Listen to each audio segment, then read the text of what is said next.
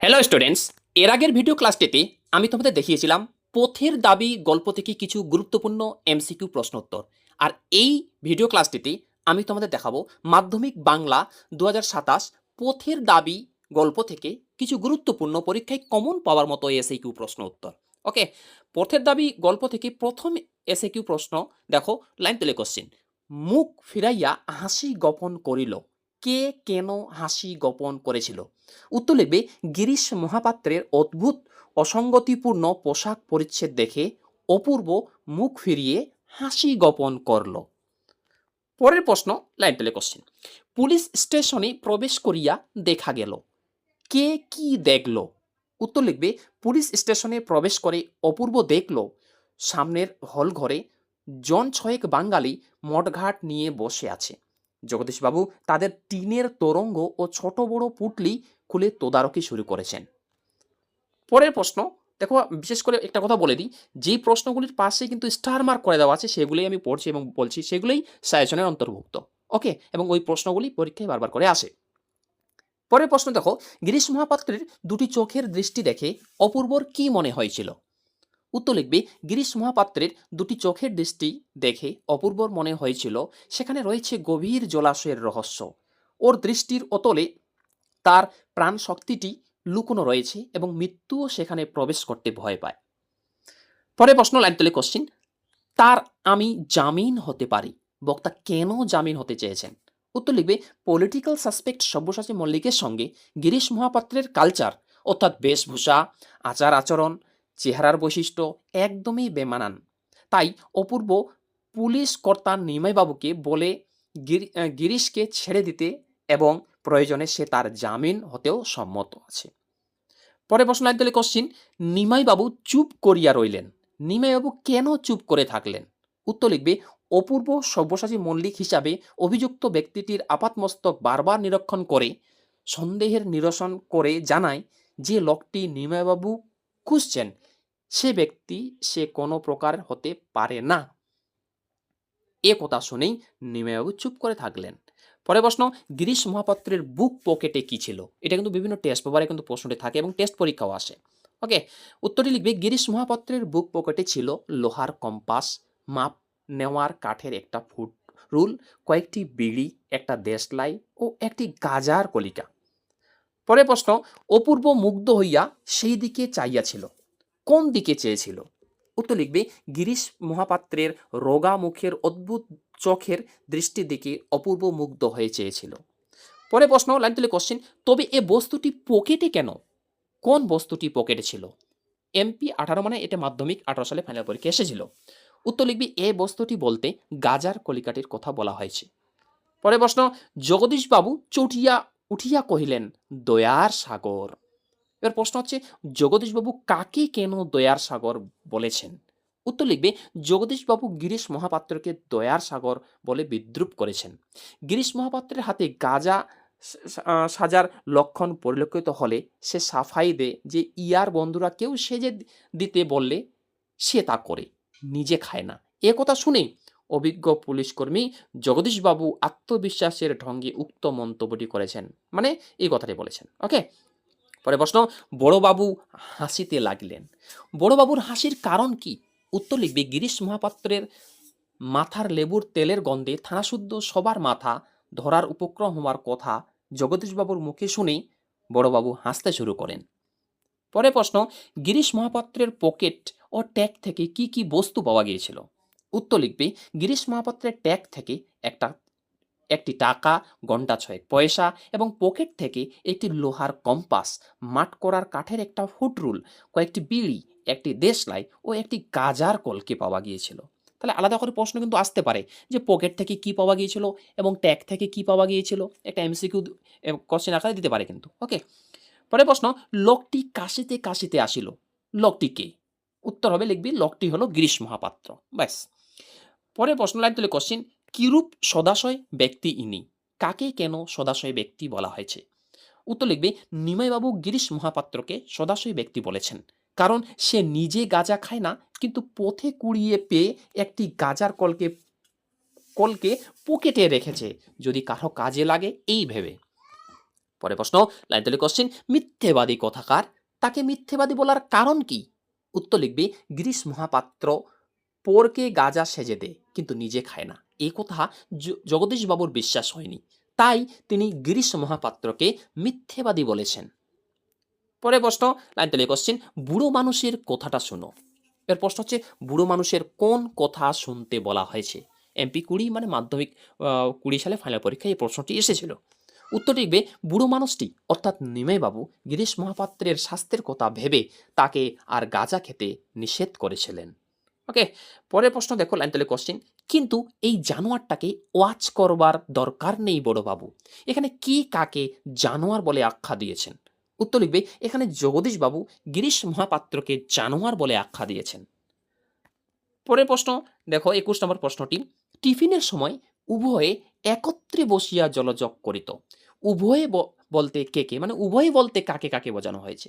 উত্তর লিখবে, উভয় বলতে অপূর্ব ও রামদাস তলোয়ারের কথা বলা হয়েছে।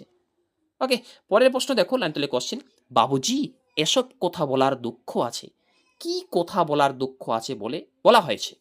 উত্তর লিখবে, নিমাইবাবু অপূর্বর কাকা, আত্মীয় শুভাকাঙ্ক্ষী হলেও রাজদ্রোহী সব্যসাচী তার কাছে অনেক বেশি আপনার। অপূর্বর মুখে এ কথা শুনে তলোয়ার করের মনে হয়েছিল এসব কথা বললে দুঃখ পেতে হবে।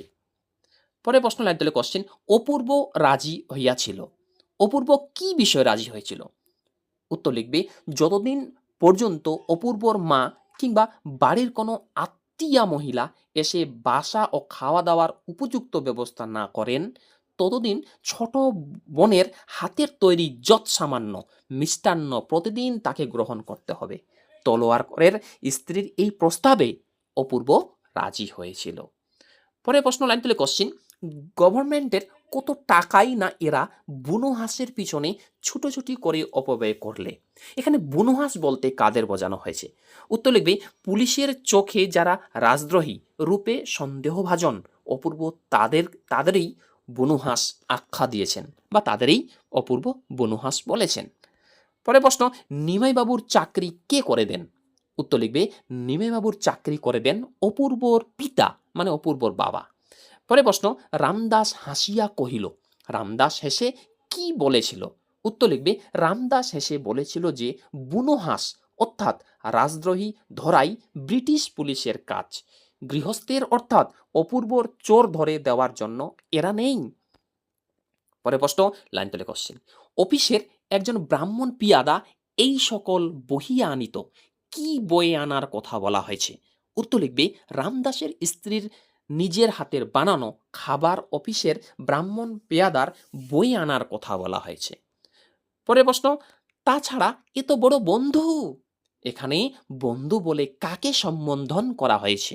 উত্তর লিখবে, অপূর্ব রেঙ্গুনে যে বাড়িটিতে ভাড়ায় থাকতো সেই বাড়ির উপরের তলায় যে খ্রিস্টান মেয়েটি থাকতো তাকে এখানে ব্যঙ্গাত্মক সুরে বন্ধু বলা হয়েছে।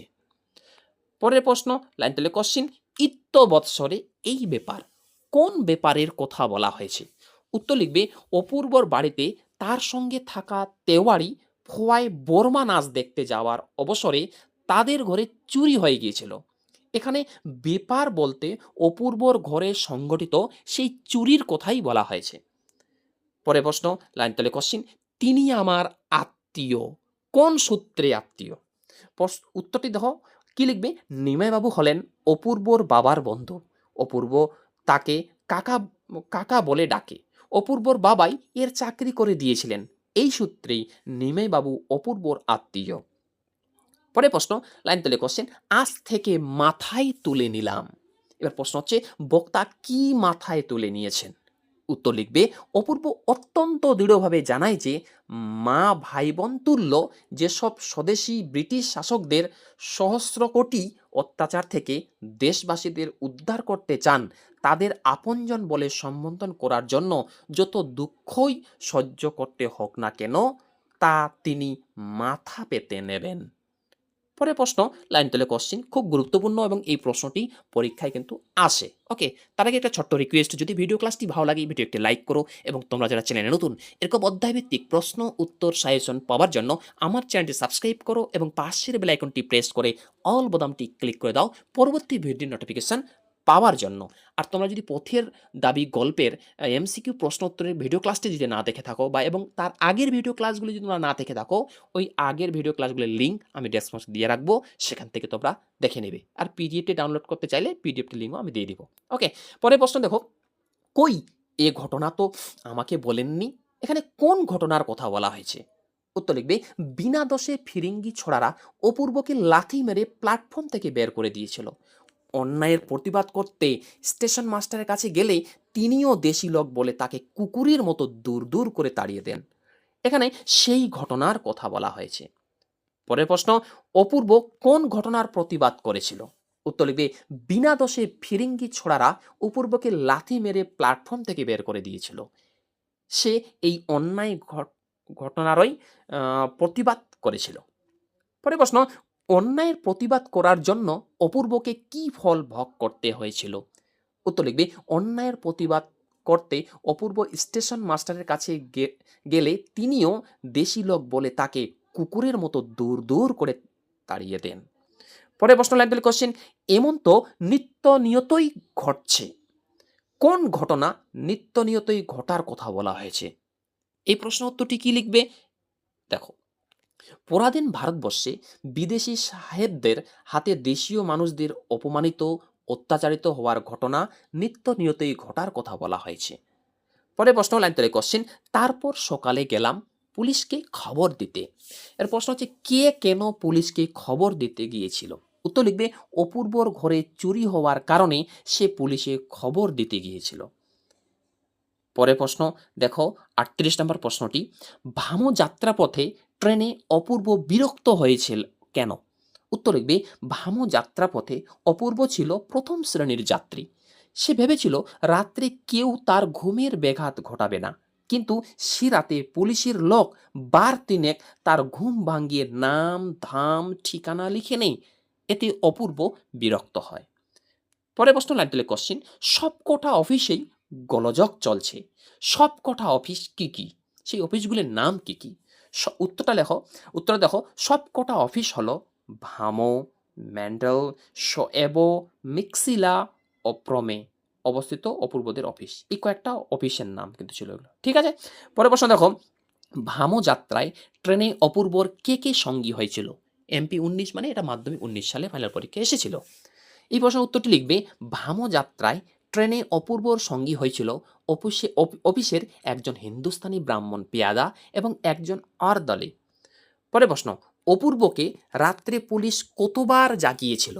উত্তর লিখবে, নাম ধাম ও ঠিকানা লেখার জন্য রাত্রে পুলিশ অপূর্বকে বার তিনেক জাগিয়েছিল, মানে 3 বার।